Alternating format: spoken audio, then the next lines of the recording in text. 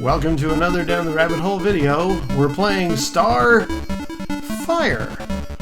on the Atari 2600.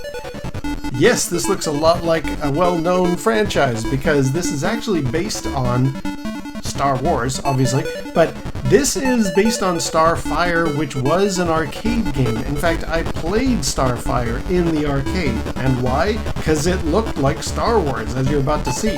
It had TIE fighters, and you're flying something that shoots 4 bolts from each corner of the screen like an X-Wing would.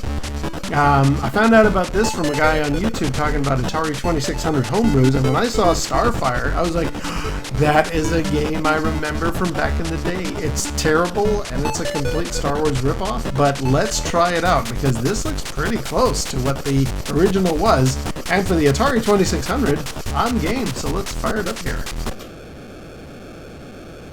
So this is me. Ooh! Oh yeah. Okay, it doesn't have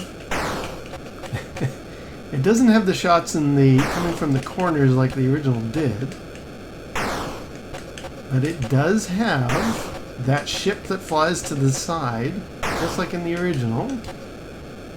Radar's pretty good. Oh my god. Okay, let's get you if I can. Ah, okay. I like the explosion.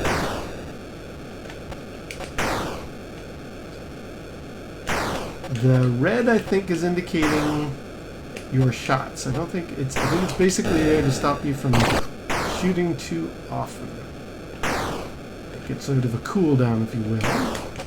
Let me get that Star Destroyer type thing. Get him! Come on, let's get that guy. I remember trying to get him back in the arcade game. Yeah, before the before the Atari arcade machine.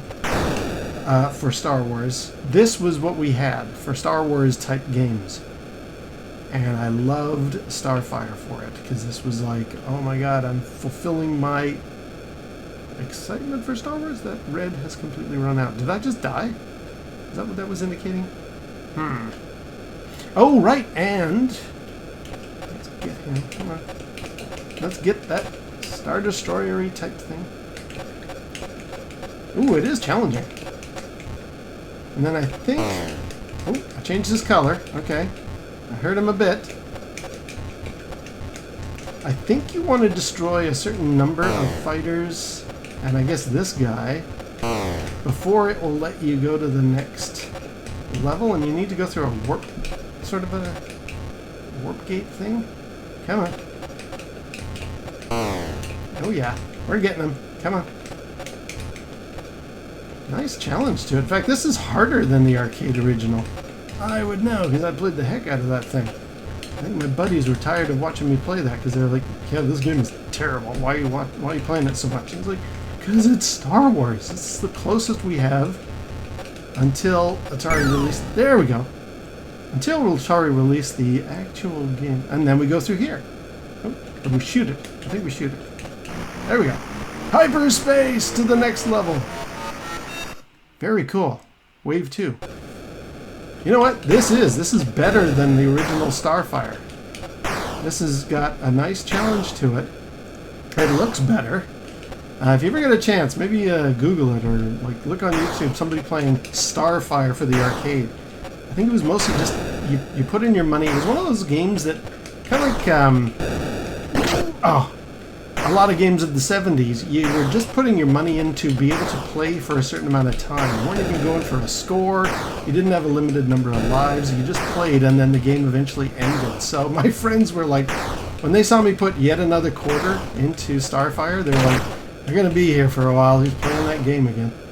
But I loved it. You're shooting TIE fighters. And again, this was rudimentary entertainment, but we didn't have anything else. We didn't have Star Wars.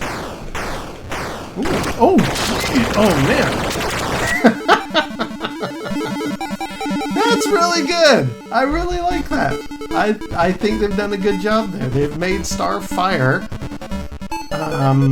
kind of different, challenging, and to be honest, actually better than the arcade original. I think, my god, this is probably the first of a very small group of Atari 2600 games that are actually better than their arcade original. Alright, well, just thought I'd try that one out, having heard about it. So, yeah, until next time, we'll see you down the rabbit hole.